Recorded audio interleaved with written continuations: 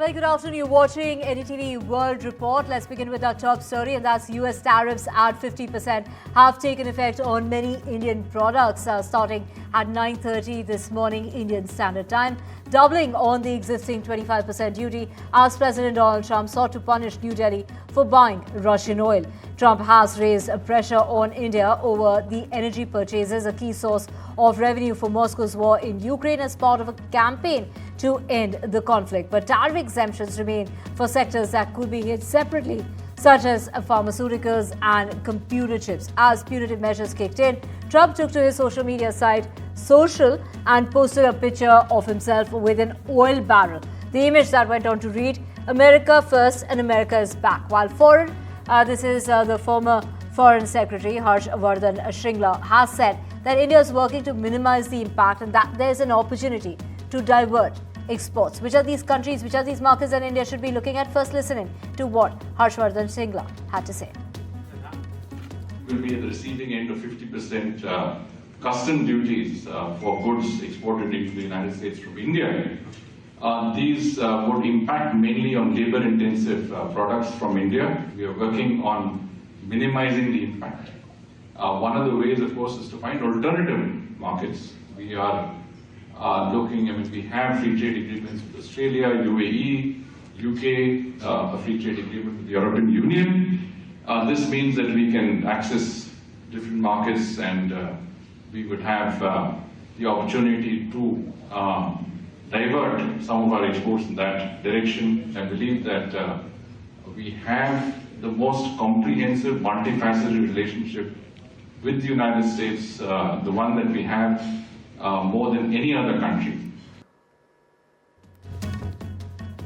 Exerting his strength and his power, and this is very clearly a power move. I think that this will definitely set back relations between the two countries, which has taken so many decades to rebuild, especially since the Pokhran explosion and especially since just a lot of the frosty relations that surfaced throughout the Cold War. And at this critical juncture in time where we saw so many moves being made with the G20 summit, with former President Biden's visit to India, I think that it's pretty tragic that we're now being set backwards with this tariff coming in, and it's going to impact businesses. Exporters had come up with was the fact that they were banking on the China plus one strategy and for India to benefit from that. But what has happened instead is that orders are being taken away from India and being fed into countries like Bangladesh, like Vietnam, Indonesia, Philippines, Cambodia. All of these are manufacturing economies that India competes with. And when you have a tariff disadvantage against these companies, against these countries, then there's a very, very slight chance of you surviving. And that is especially given that India has a lot of is home to a lot of labor-intensive sectors. You have a lot of companies in the US that tend to source from India because labor is cheaper back here. But with these tariffs coming in, that price advantage that US buyers used to get from India, that will stop, and that has stopped, and that has resulted in the sort of order standstill that we've seen, especially in sectors like textiles, especially in gems and jewelry, in organic chemicals, in shrimp. That is also a major export product that India does to the US is shrimps, and that is something that is threatened by these 50% tariffs. I think let's reflect on the fact that this is a real low in the India-US strategic partnership. On the one hand, you've got these 2+2 talks at the level of bureaucrats continue. These are to ensure that the military relationship and the foreign relationship continues. It remains on track. But while that may be the case, if you've got at 9:31 a.m., in other words, about half an hour back, these tariffs, the additional 25% coming into play against India, which has now been slapped by 50% tariffs by one of our closest partners, then it really does raise questions on just where the relationship stands presently. And it is a new low. I don't think there's any doubt about it. It came as an incredible surprise to India at a time when we were about to close, it appears, a trade deal with the United States, to suddenly get this punishment, as it were, for our continued import of Russian oil, something which the US earlier on never really objected to. That's what New Delhi says. That's something which is a matter of huge concern. Now, whether that relationship can be righted or not, that's unclear. But I think it's all part of a geostrategic upheaval, a churn that we are now seeing. The Prime Minister is going to be in China in the next couple of days. China really coming in now, talking about that economic relationship between the two countries, looking to fill that vacuum, which in a sense exists as a result of America and how they've treated us of late. America needs India as a bulwark against China. But if they aren't nice with us and if the relationship is going south, then where does that premise of that equation from a US standpoint actually stand? So these are larger questions. They go beyond, obviously, the financial hit that certain sectors of our economy are going to take to a larger question on the relationship. This also comes at a time when there are leading Western newspapers which are saying that, according to their sources, the Prime Minister has not taken calls from Donald Trump in the recent past. So are the two leaders who have been very close friends at one level, now they're not talking to each other. I mean, these are things that one needs to reflect on at a period of great uncertainty in the relationship between America and India. Well, moving on, the Trump administration is planning a major overhaul of the United States H1-b visa and a green card system, signaling a shift towards wage-based immigration and merit-driven selection.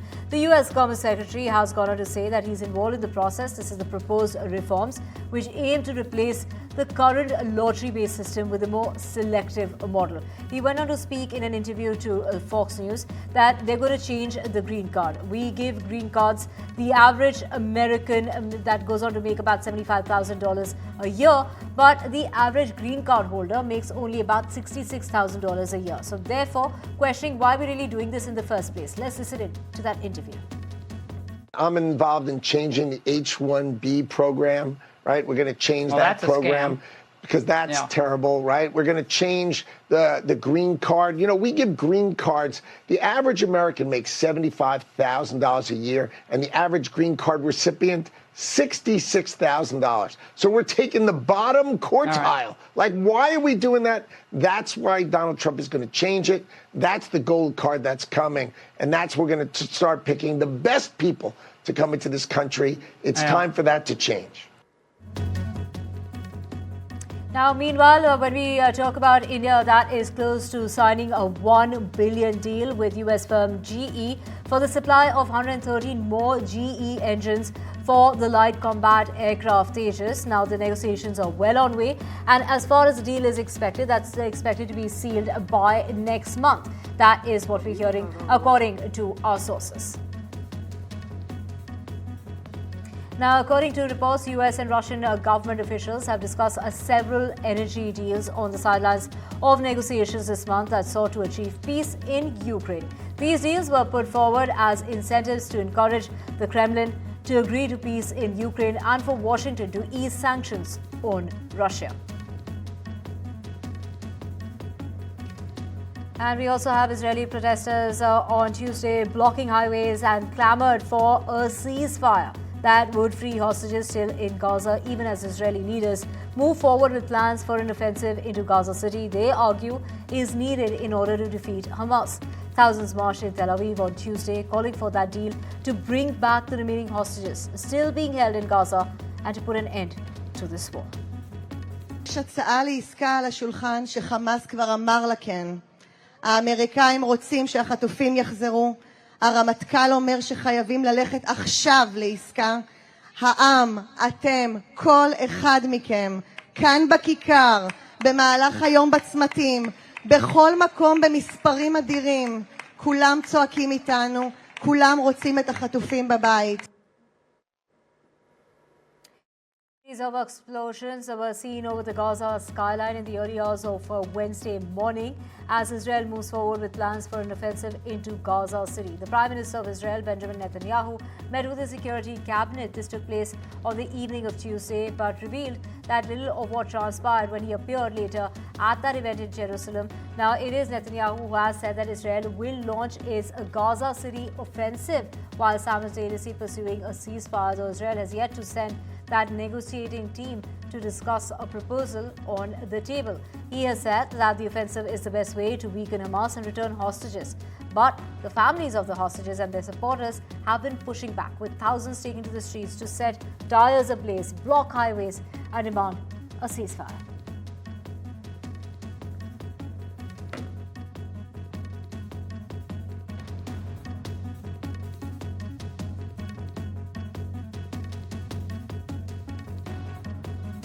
SpaceX Starship mega rocket roared into the skies on Tuesday on its 10th test flight, following a string of explosive failures that cast doubt about its ability to realize Elon Musk's vision of colonizing Mars, and that is the dream that Elon Musk has been harboring. Now, this is, of course, putting doubts and fears as far as SpaceX Starship mega rocket that roared into the skies as far as its test flight is concerned, following that string of explosive failures. South Korea and the United States militaries on Wednesday held a joint training exercise. This took place in South Korea's capital as part of the annual Freedom Shield combined exercise. The drill shows South Korean and American military personnel practicing crossing wedge gaps.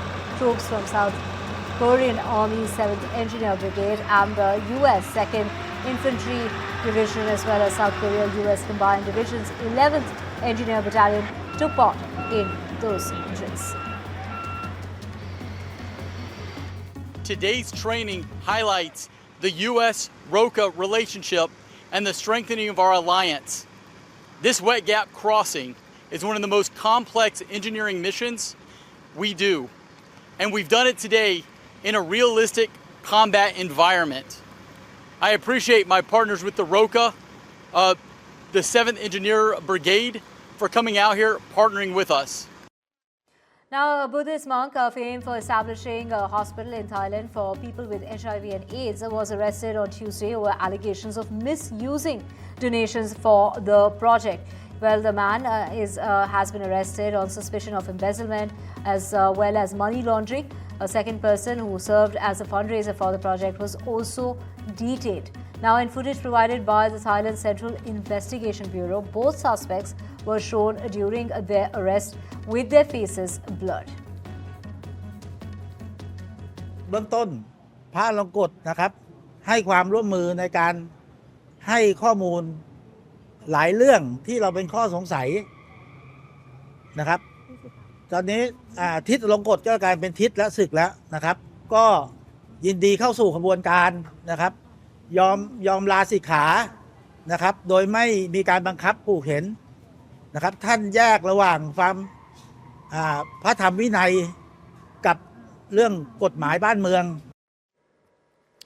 Now, prominent Hong Kong democracy activist and newspaper founder Jimmy Lai has arrived in a court on Wednesday. Now, Jimmy arrived for the final arguments of that high-profile trial, which has lasted over 150 days. He, at 77, is defending against charges of colluding with foreign forces in order to endanger national security and conspiring with others to issue these publications that he faces up to life in prison if convicted under the national security law imposed by Beijing following anti-government protests in 2019. Foreign governments and political observers are closely monitoring the outcome, which is widely seen as a barometer of the city's judicial independence and press freedom as well.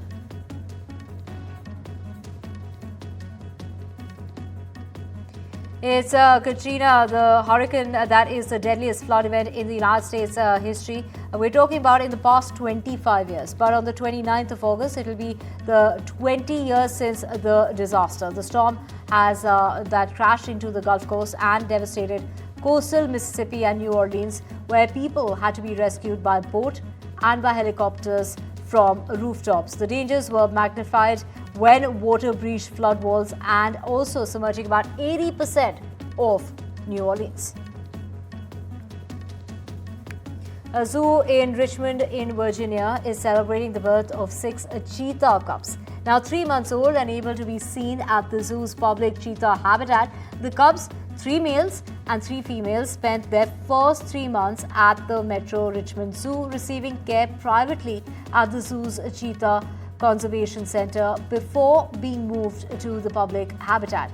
Now, the video that you can see shows the cubs engaging in playful behavior together as their mother watches over them and gets playfully involved at times as well.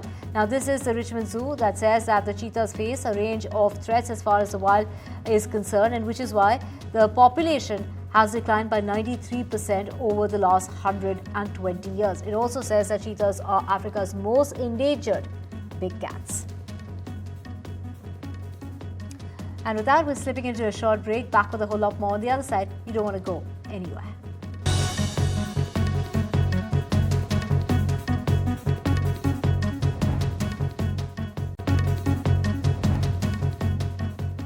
Welcome back. Let's get you the latest, and this is in regard to the Federal Reserve Governor. Lisa Cook will file a lawsuit to prevent President Donald Trump from firing her, kicking off what could be a protracted legal fight over White House's effort to shape U.S. monetary policy. Iga Swiatek and Jannik Sinner showed their championship pedigree at the US Open on Tuesday with commanding displays as far as the stadium, walloping their first round opponents on the third day of the first round action at the newly expanded major. The Wimbledon champion arrived in pristine form after capturing this is the title as far as Cincinnati is concerned, and also made a quick work as far as Emiliana Aragano is concerned, 6-1, 6-2 in just an hour, never facing a break point. Is Austin Butler, Bad Bunny, along with others unleashing chaos as far as the New York premiere of the latest stealing. The glitz, the glamour, the mayhem were all on display on the red carpet. Butler spoke of the journey and working with the cast and crew. Darren's a filmmaker that is constantly challenging himself, and for me, I feel like he's subverted my expectations with his films in the past. You know, when you look at Requiem for a Dream, and then look at a movie like The Fountain, and then watch The Wrestler, and I mean, he's just constantly challenging himself, you know, and so I read the novel before I read the script, and I also had a lot of conversations with Darren about where he was right now, and he wanted to make he kept calling it a fun film, but I do think that it has more, it's got more layers underneath than just purely that.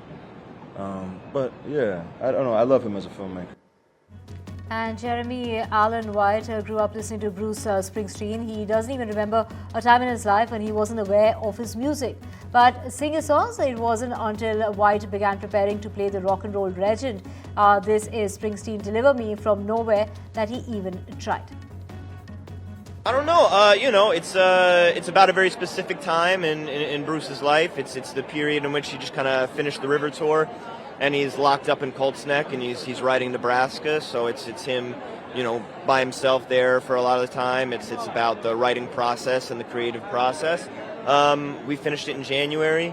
Bruce was there a lot of the time. John Landau, his manager, and was there a lot of the time. And they seem happy, and that makes me happy. And yeah. Well, it was Lil Nas X that was charged on Monday with 4 felonies after police say that he charged at them when they confronted him for walking naked down a street in Los Angeles last week. The musician, whose legal name is Montero Lamar Hill, pleaded not guilty in a court appearance to 3 counts of battery with injury on a police officer and 1 count of resisting an executive officer. The district attorney's office went on to say the charges were far more serious than initial reports of what he was actually being investigated for. As far as that misdemeanor is concerned, with convictions, the counts could collectively bring a sentence of more than 10 years in prison for the singer and the rapper, whose Old Town Road was one of the biggest hit singles in history. Now, your English teacher and your gym teacher are getting married, and that is how, well, Taylor Swift has made the announcement of her engagement with that one-liner and 5 pictures signing off that firecracker emoji. Taylor there announcing her engagement to her American football player, her boyfriend of 2 years, who is now her fiance. The pop emergency has resonated with fans in this extraordinary way. Well, this is Taylor Swift. That is going to be the wedding of the century that's going to be taking place this year.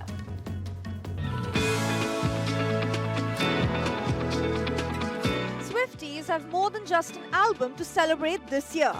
Taylor Swift and Travis Kelce dropped the big news with a joint Instagram post and the cheeky caption, "Your English teacher and your gym teacher are getting married. Class is officially in session and we are living for this syllabus."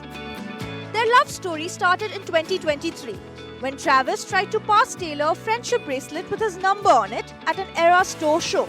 It was a fumble then, but clearly he made the ultimate touchdown. Remember this iconic Super Bowl kiss? That was the internet's soft launch for Trailer. From stadium PTA to surprise SNL cameos and jet setting across continents, these two have been serving major power couple energy. And now, after months of sparks flying louder than a halftime show, the wedding bells are officially ringing. No word yet on the date, but one thing's for sure, this is one Era store that's going to end with wedding vows. So Swifties, mark your calendars, or at least start making those friendship bracelets. Because Taylor Swift just went from singing about the one to saying he's the one. Bureau Report, NDTV. Well, rise and shine, because America's pop queen just dropped the biggest personal headline of the year. And yes, even ESPN had to push an alert for this one. Taylor Swift, billionaire record breaker and queen of Easter eggs, is now engaged to NFL superstar Travis Kelce. And let's just say, Instagram didn't survive, group chats lit up, and somewhere in Ohio, a politician tied to it turned it into a campaign moment. Classic. But don't be fooled, this wasn't just another celeb post with heart emojis. This was peak Swift strategy. The dress she wore, a $400 Ralph Lauren sundress, sold out in 20 minutes. That Cartier watch, nearly 30 grand, and that engagement ring, a handcrafted antique diamond beast, reportedly worth 4.5 crore rupees, designed by a New York jeweler who now probably has a 6-month wait list.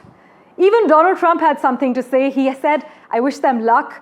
This is actually the same guy she openly campaigned against in 2024. That's how deep the cultural reach goes.